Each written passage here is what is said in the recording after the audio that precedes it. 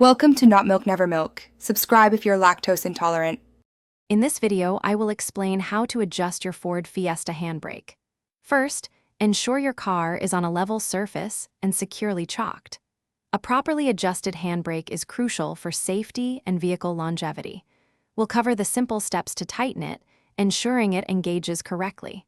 This process can often be done with just a few common tools you likely already own. Before starting, always prioritize safety. Park your Fiesta on a flat, stable surface, engage first gear, and use wheel chocks.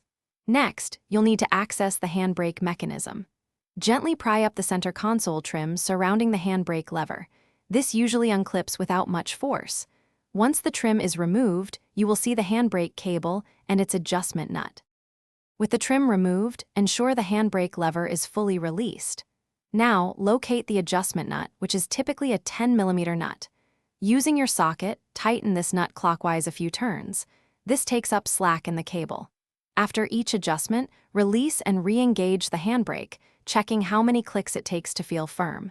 Aim for 3 to 5 clicks for proper engagement. Once you're satisfied with the handbrake tension, carefully reassemble the center console trim. Make sure all clips snap back into place securely.